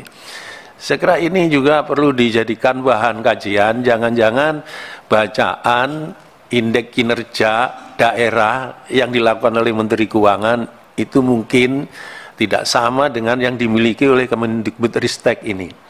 Saya kira itu. Dan saya melihat juga jalan keluar yang ditawarkan oleh Kementerian Dalam Negeri itu sama. Ya, dalam hal ini adalah perlu pemahaman yang sama. Ini kalau saya baca ini menarik sekali saran dan masukan dari Kementerian Dalam Negeri ini, bahwa norma dari kebijakan gaji dan tunjangan P3K itu merupakan tanggung jawab daerah. Ada perpresnya, kemudian ada Permendagrinya itu. Tetapi di sini jelas norma dan komitmen Kementerian Keuangan terkait pembayaran gaji dan tunjangan perlu diperjelas kembali dengan pemerintah daerah. Saya kira ini usul yang baik, tetapi ini perlu terukur, Pak. Ini jadi memperjelas kembali dengan pemerintah daerah itu seperti apa. Saya kira salah satunya ialah menyamakan cara melihat, menganalisis indeks kinerja daerah, supaya kemudian daerah itu ada keberanian mengusulkan formasi. Dan itu saya kira salah satu kunci penyelesaian pengangkatan guru honorer menjadi ASN. Yang terakhir, saya juga turut mengharap, karena saya juga menjadi tumpuan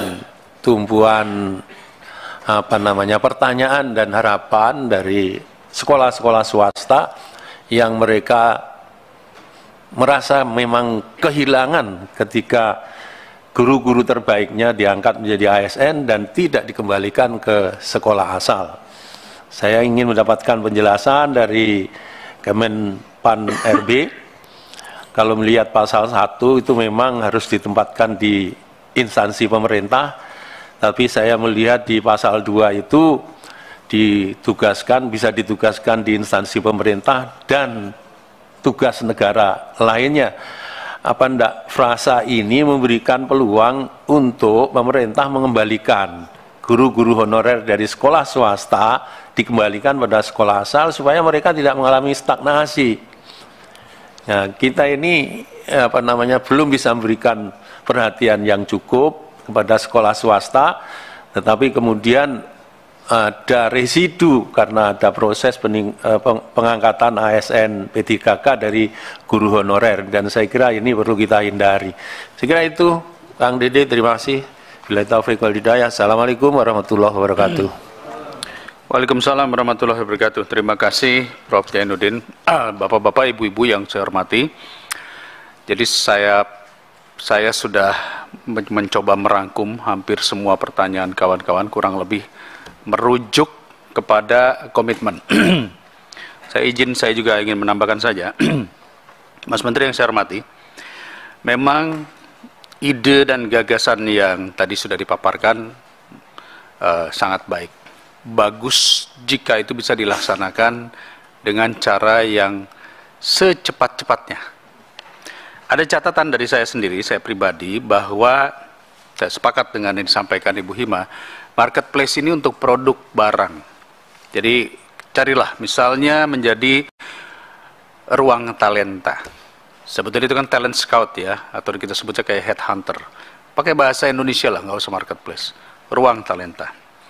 Yang kedua, memang hal yang menjadi yang penting saat ini, yang selalu kami di Komisi 10 ini didatangi oleh kawan-kawan, terutama yang sudah lolos P1. Atau yang kemarin sudah PG tapi dibatalkan. Rasanya ini perlu diberikan prioritas untuk penempatan. Walaupun kita paham bahwa formasi-formasi itu adanya di daerah, tapi saya pikir ini perlu kita dorong. Jangan sampai mereka yang sudah lolos atau yang kemarin dibatalkan tiba-tiba terganti lagi oleh orang lain. Berikutnya poin yang juga penting, rencana yang bagus dari pemerintah, karena saya katakan pemerintah ada Kemenpan RB, ada Kemendagri, ada Kemendikbud, dan juga Kementerian Keuangan, walaupun Kementerian Keuangan tidak dihadirkan hari ini segera mungkin harus berbentuk PP, karena benar sekali, kalau kita menunggu sampai nanti tahun depan, berarti ada sekian ratus ribu guru yang saat ini hidupnya terkatung-katung. Kenapa terkatung-katung? Karena di beberapa sekolah, terutama yang masuk dari swasta, sudah diberhentikan dan sudah tidak dapat gaji. Ada yang sampai 3 bulan, 6 bulan tidak dapat gaji. Nasib mereka pun harus kita perhatikan. Jadi oleh karena itu, segera mungkin ini harus dilakukan, bentuknya adalah peraturan turunan, bisa berbentuk PP ataupun Permendikbud yang lainnya. Tambahan lagi, Mas Menteri, penempatan di luar daerah provinsi. Di Jawa Barat saja juga banyak yang tiba-tiba ditawarkan untuk bertugas di Gorontalo atau mungkin di daerah lain, tanpa ada tunjangan atau biaya hidup yang tambahan. Tentu pasti ditolak.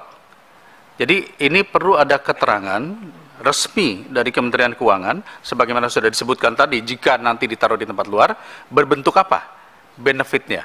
Karena mungkin bagi warga Jawa Barat, meninggalkan Provinsi Jawa Barat dari satu kota ke wilayah sekitarnya saja mungkin masih bisa. Itu pun ada kos. Tapi kalau harus berpindah provinsi, dia harus kos lagi di sana, harus ada tempat lagi. Tentu ini bukan sesuatu yang mudah. Tenaga kesehatan saja jika ditempatkan di daerah tertentu, itu gajinya nambah, tunjangannya nambah. Ini harus kita pikirkan. Berikutnya adalah, saya bertanya dengan beberapa bupati. Rata-rata bupati mengatakan siap memberikan formasi secara bertahap. Tapi permasalahannya tadi yang disampaikan juga oleh kawan-kawan, kekhawatiran jangan-jangan ini hanya selesai di 2024. Selanjutnya akan menjadi tanggung jawab pemerintah daerah. Harus ada kepastian, dan kepastian ini harus tertuang dalam SKB bersama. Baik Kemendikbud, Kemendagri, Kemenpan RB, dan Kementerian Keuangan. Karena kalau tidak, nanti bebannya nanti di kemudian hari, apakah pemerintah 2024 ini selesai bertugas, dan kelanjutannya bagaimana? Karena ini harus carry over. Saya bagaimanapun juga sepakat bahwa era digitalisasi ini akan berjalan terus. Dan tadi sudah disampaikan Mas Menteri bahwa nanti kemudian kita akan masuk kepada konsep-konsep semua by data. Pelaku digitalisasi di sekolah itu namanya operator. Tapi operator tidak mendapat kesempatan untuk masuk sebagai bagian daripada ini. Mudah-mudahan ada ruang yang dibuka dan diberikan komitmen bahwa tenaga tendik, terutama operator ini bisa masuk di dalam kesempatan berikutnya. Mas Menteri yang saya hormati, pada bulan, saya lupa bulan apa waktu itu ya, Januari atau Februari, Mas Menteri pernah menyampaikan dalam ulang tahun PGRI, jika bulan Maret ini tidak selesai, maka pemerintah akan mengambil tanggung jawab itu di depan Presiden. Tentu ini menjadi hal yang ditunggu-tunggu. Saya yakin pada saat itu pasti Mendikbud sudah mendapat afirmasi dari Presiden bahwa hal ini bisa dilakukan. Oleh karena itu, kalau bisa melalui rapat ini, kita sama-sama memberikan sebuah kesimpulan. Kapan? Bulan apa? Target yang tadi disampaikan, rencana tadi, bisa dilaksanakan, diimplementasikan. Misalnya, oke, by the end of Agustus atau September atau Oktober ini akan kita laksanakan secara bertahap. Karena kalau tidak, nanti yang terjadi adalah, kita lihat saat ini komen di YouTube, komen di Instagram, semua mengatakan kalau bahasa Sundanya itu adalah wadul. Wadul ini artinya bohong. Jadi sebaiknya dalam kesimpulan ini kita harus sama-sama menuliskan angka ataupun jadwal, sebagaimana disampaikan tadi oleh Kang Ferdi dan yang lain-lain. Kira-kira bulan apa nih kita bisa realisasikan rencana besar yang tadi disampaikan? Apakah Agustus, September, Desember? Harus ada bentuk konteks bulan yang mana sebagaimana Mas Menteri pernah menyampaikan di ulang tahun PGRI. Jadi Bapak dan Ibu yang saya hormati, kurang lebih rangkumannya adalah itu, kepastian jadwal, kepastian siapa yang mendapat, kepastian daerah, kepastian keuangan, dan kemudian bagaimana cara merealisasikan ide besar yang tadi sudah ada. Khawatirnya ide bagus tadi, karena saya anggap bagus karena sudah ada way out, akhirnya menjadi bagian daripada episode yang padahal ini bukan lagi urusannya Kemendikbud, ini urusannya adalah pemerintah secara holistik, secara bersama. Itu saja tambahan dari saya persilahkan dari pihak pemerintah untuk memberikan tanggapan. Masih ada tersisa 20 menit, kami mulai. Silakan, Mas Menteri. Terima kasih, Pak Dede. Izinkan saya persilahkan Bu Nunu mungkin untuk menjawab beberapa komen mengenai rekrutan P3K, lalu mungkin saya akan lanjutkan sedikit. Terima kasih Pak Menteri. Bapak Ibu pimpinan dan anggota yang saya hormati, terima kasih untuk beberapa saran dan masukan dan beberapa pertanyaan. Saya akan mengklarifikasi beberapa saja dari yang tadi disampaikan oleh pimpinan pada saat pembukaan. Ada beberapa pertanyaan yang bisa saya jawab langsung, kemudian ada yang harus kami tindak lanjuti dalam bentuk tertulis berikut. Yang pertama terkait dengan perencanaan kebutuhan, ini juga menjawab pertanyaan Kang Ferdi ya, perencanaan kebutuhan guru dari sisi kebutuhan per mata pelajaran dan kebutuhan atau sebaran di daerah. Pada prinsipnya ketika kami sudah mencapai angka 601.000, itu sebenarnya sudah terdiri dari jenjang mata pelajaran, daerah, semua terperinci, dan itu terdapat di dalam rencana kebutuhan kami yang dikirimkan kepada Kemenpan RB. Terkait dengan data per daerah akan kami kirimkan kemudian begitu. Jadi total 601.000 itu sebenarnya dari kami sudah punya catatannya Kang Dede. TK 1.559, SD 349.488, SMP 138.033, kemudian SLB 3.441, SMA 56.851 dan SMK 51.000 Pak. Jadi pada dasarnya ketika kita sudah sampai pada angka besar, itu sudah terdiri dari semua rinciannya sudah sangat jelas. Kemudian untuk terkait dengan pertanyaan terkait dengan kepastian pendanaan atau gaji dan tunjangan bagi guru yang telah lulus P3K tahun 2000, ini tertuang untuk lulusan 2022 dan usulan 2023 itu sebenarnya tertuang dalam PMK 212. Di dalam PMK tersebut di halaman terakhir setelah lampiran rincian data per daerah dan besaran uang yang terdapat dalam DAU spesifik tersebut tertulis bahwa untuk lulusan 2021 yang baru saja diumumkan itu memiliki TMT daerah pada 7 bulan tahun 2022. Untuk yang lulusan tahun 2022 itu dihitung sebanyak 9 bulan gaji dan tunjangan melekat, 9 bulan gaji untuk yang 2022. Kemudian untuk yang 2023 yang seharusnya akan dilaksanakan di bulan depan ini, mereka diperhitungkan 3 bulan gaji. Itu TMT-nya. Sedangkan untuk yang 2021 yang lalu itu memiliki TMT rata-rata karena untuk 2021 tidak tertulis secara spesifik di dalam peraturan Menteri Keuangan, maka pada kami mengambil angka rata-rata, TMT-nya adalah 7 bulan pada tahun 2022. Kemudian masa kontrak perjanjian itu adalah di daerah masing-masing. Jadi dimulai dari 1 tahun, 2 atau 5 tahun. Kami sampai saat ini belum mendapatkan data apakah berapa tahun kontrak masing-masing yang lulus tahun 2021 tersebut. Sebenarnya kami sudah titip pesan kepada Bu Agustina ya terkait dengan kemungkinan untuk merevisi PP 49 tahun 2018 agar guru P3K tidak lagi perlu perpanjangan kontrak supaya kita bisa menyelesaikan setiap episode yang kita selesaikan setiap tahun itu tidak perlu lagi kita melihat apakah di tahun depan diperpanjang atau tidak. Kemudian terkait dengan evaluasi yang apakah sudah dilakukan evaluasi terkait dengan seleksi ASN P3K dari tahun ke tahun. Pada prinsipnya kami bersama PAN RB dan Panselnas melakukan evaluasi sehingga ada perubahan mekanisme setiap tahun. Perubahan mekanisme ini sebenarnya bagian dari evaluasi yang sudah dikerjakan. Tadi Pak Deputi sudah menyampaikan bahwa kemudian ada observasi dan lain sebagainya, perubahan yang tertuang dalam Permen PAN RB maupun Juknis Permendikbud itu adalah dasar dari evaluasi yang kita lakukan.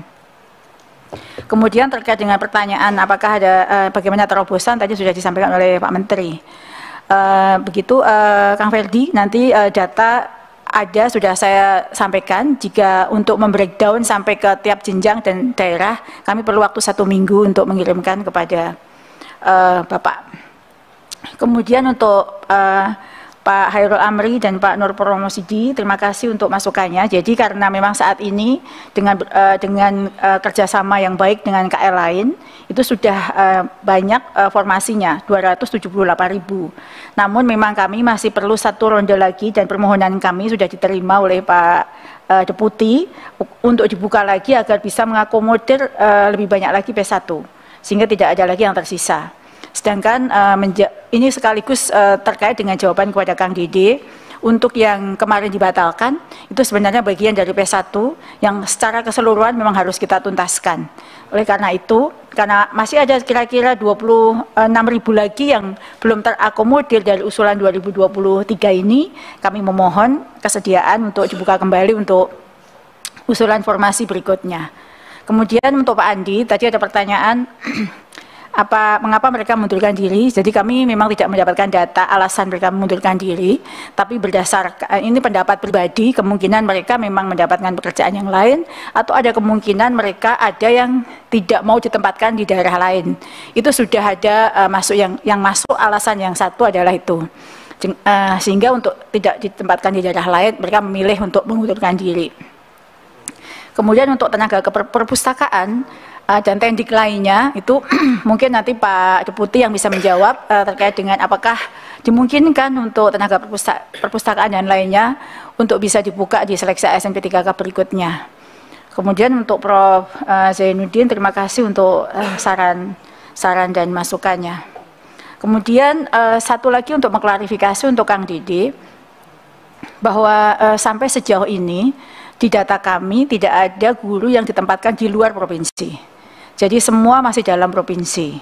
Tapi untuk guru SMA, SMK, dan SLB, memang dia dimungkinkan untuk berpindah kabupaten. Karena kewenangan untuk SMA, SMK, dan SLB adalah satu provinsi. Tapi kalau untuk ditempatkan di luar provinsi, memang tidak ada. Jika memang ada, mohon kiranya datanya itu bisa kami terima, sehingga kami bisa cek. Terima kasih Pak Menteri, mungkin itu tambahan informasi dari saya. Pimpinan, masih ada satu tadi tentang itu Bu, yang banyak lulus Provinsi Indonesia Timur itu loh, kenapa tidak dengan hal lain dan kenapa bisa, apakah standar pertanyaannya tidak sama atau gimana? Terima kasih. Baik, terima kasih Pak Adi. Jadi kalau untuk daerah timur memang kenapa ada formasi yang banyak yang tidak terisi. Yang pertama memang guru non-ASN-nya sedikit yang ada di sana. Sehingga ketika kita buka untuk P1 sudah terakomodir, P2, P3 sedikit. Sehingga kita buka untuk pelamar umum. Pelamar umum itu dites melalui tes. Dan kami memberikan afirmasi 100% bagi mereka yang punya sertifikat pendidik. Dan ketika mereka masuk melalui jalur ujian itulah memang tidak terisi. Tapi pada prinsipnya memang karena tidak tersedia guru di sana. Dan sistem kita tidak memungkinkan untuk memindah daerah dari provinsi lain yang kelebihan guru ke provinsi yang daerahnya kekurangan guru. Jadi memang dibatasi ruang lingkupnya satu provinsi. Sehingga tidak ada, jika dimungkinkan untuk pindah dan mengundang kesediaan bagi guru-guru itu untuk mengisi daerah lain, itu masih dimungkinkan. Karena memang di provinsi lain kelebihan, di sana kekurangan. Begitu Pak Adi, terima kasih. Terima kasih Bu Nunu. Jadi Pak, mungkin untuk menekankan beberapa poin. Kalau ujung-ujungnya semua rekrutmen guru itu dilakukan secara lokal, ya kita bakal muter-muter aja di sini terus Pak. Kita mencarinya di lokal, tapi tidak ada guru yang sesuai dengan kualifikasi di situ, tapi tidak bisa mengimpor dari provinsi-provinsi lainnya, dan akan terus aja siklus ini, terus siklus literasi semakin merendah dan lain-lain. Dengan adanya implementasi tahun 2024 ini sistem baru, sekarang talenta guru itu otomatis nasional. Jadi nasional, semua demand dan supply itu terjadi secara nasional, udah nggak ada lagi sekat-sekat. Ini hanya talenta di kabupaten ini, di provinsi ini, sekarang secara nasional. Dan itu hanya bisa tercapai kalau formasinya ditetapkan pusat, dan kalau database talentanya itu nasional, terpusat. Nah ini jadi, terima kasih untuk banyak masukannya mengenai nama atau istilah. Mungkin kita mengerucut kepada database talenta guru, ya. Mungkin itu menjadi nama yang lebih tepat. Terima kasih untuk masukannya. Dan tadi mungkin satu poin terakhir saya adalah, banyak yang merasa ini seolah-olah ada rencana baru dari yang rencana lama, tapi selesaikan dulu dong yang masa-masa lama.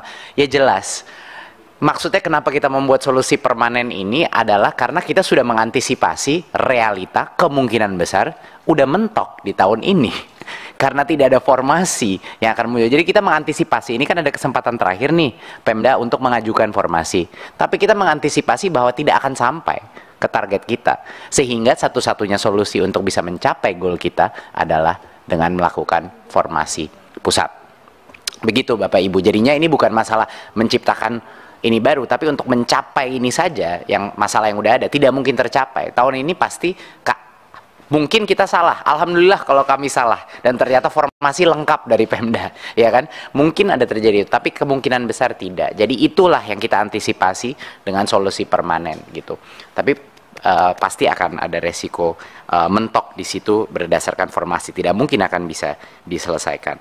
Menurut saya itu yang bisa saya jawab dari beberapa masukan. Saya juga sudah menanya dari kementerian lain, kayaknya cukup. Sekian, jadi kami persilakan kembali ke Pak Ketua. Terima kasih. Terima kasih Mas Menteri. Saya sedikit saja. Ini menyangkut soal tadi kan, katanya akan mentok di tahun ini. Kalau menurut saya karena PJ itu akan dilakukan di dalam waktu dekat ini, khawatirnya nih, para kepala daerah akan, sudahlah lepasin aja. Dan ini pasti tidak akan jalan. Dari Kemendagri ini penting sekali untuk kira-kira apakah nanti ada task yang diberikan kepada PJ untuk menyelesaikan ini. Supaya tidak selesai, maaf kepala daerah mengatakan saya sudah mau selesai ini, gak usah diterusin. Bisa nggak Pak Mendagri memberikan, dari Kemendagri menjelaskan nih? Kang Dede Ledia. Terkait dengan PJ ini di dapil saya tahun kemarin udah mulai, jadi ada PJ udah dari tahun kemarin. Kemudian ada yang PLT, habis PLT nanti mau dijadiin PJ kan, karena ini kan kondisinya akan jadi beda ya, jadi berubah. Sementara orang yang ditempatkan di situ belum tentu orang situ kan gitu, belum tentu dia memahami persoalan-persoalan yang sebenarnya jadi masalah penting di lapangan. Rasa-rasanya memang perlu penjelasan dari Kementerian Dalam Negeri. Terima kasih. Iya, makanya silakan mungkin dari Kemendagri terkait hal ini, karena kurang lebih yang saya tangkap ya, kalau dari provinsi itu sudah pasti diganti oleh orang Kemendagri atau eselon 1. Kalau dari kabupaten kota, dari provinsi biasanya. Tapi kalau nggak ada tugas, pasti lepas tangan. Silakan dari Kemendagri. Terima kasih Bapak Pimpinan. Jadi prinsipnya penunjukan PJ ini adalah untuk memastikan bahwa penyelenggaraan pemerintahan itu tetap berjalan. Sehingga untuk kegiatan-kegiatan termasuk penyelenggaraan pemerintahan yang di dalamnya terkait dengan pengangkatan dan sebagainya, itu juga dimungkinkan. Ada beberapa mutasi pemberhentian, pengangkatan dan sebagainya yang diberikan kepada PJ dengan izin tertentu. Sudah ada mekanismenya. Jadi prinsip tidak ada masalah untuk PJ. Demikian Bapak Pimpinan. Jadi kurang lebih yang kita tangkap bahwa tidak ada masalah kalau tugas ini diteruskan oleh PJ gitu ya. Betul ya Pak ya? Pak Dede boleh klarifikasi melalui Pak Dede untuk Kemendagri. Di tempat kami PJ itu minta persetujuan ke Kemendagri. Tadi ada kata-kata izin tertentu. Nah, izin tertentunya itulah yang jadi masalah. Itu yang harus dijelaskan. Nanti kalau terjadi formasi gitu, jadi Saudara Menteri perlu saya ingatkan juga. Itu juga harus didalami. Bukan semata-mata daerah tidak bisa mengajukan, tapi ketakutan PJ melakukan tindakan. Karena apa? Izin tertentu tadi. Jadi ini harus menjadi kesimpulan bagi kami. Supaya apa? Ini harus disinkronisasi benar-benar terkait apa tadi PP 49 ya Mbak Nunu untuk ya tapi kan ini semua leading sektornya Saudara Menteri Pendidikan dan Kebudayaan Ristek ya, Saudara Menteri juga harus bisa menjadi konduktor yang baik di antara pemerintahan kan leading sektornya Kemendikbud, Menpan RB, Kemendagri, BKN dan sebagainya itu harusnya juga mengikuti kebijakan Mendikbud, tapi kebijakan Mendikbud juga harus melihat situasi dan kondisi lapangan, itu yang benar. Jadi saya klarifikasi dulu Pak, nanti menjadi kesimpulan kita.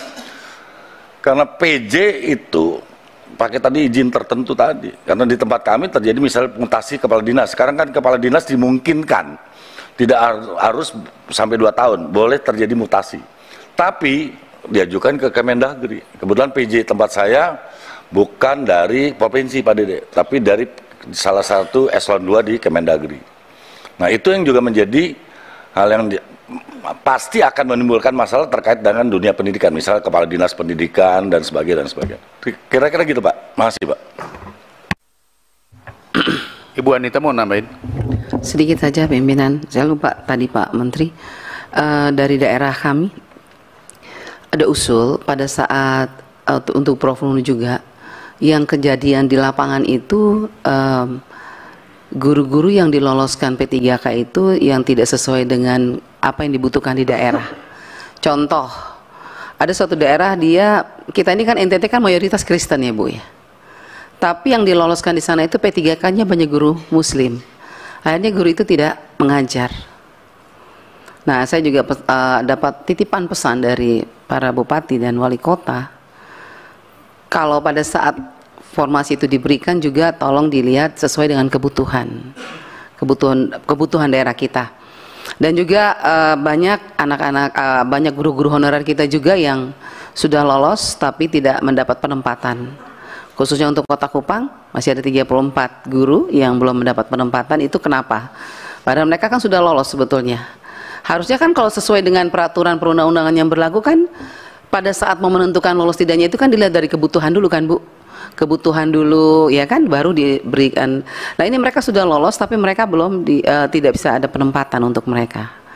Nah saya juga tidak tahu yang 1.300 untuk provinsi juga, dan ada beberapa kabupaten termasuk Kabupaten Kupang juga masih ada 67 kalau tidak salah 672 guru honorer yang sampai saat ini masih tergantung-gantung nasibnya. Terima kasih pimpinan.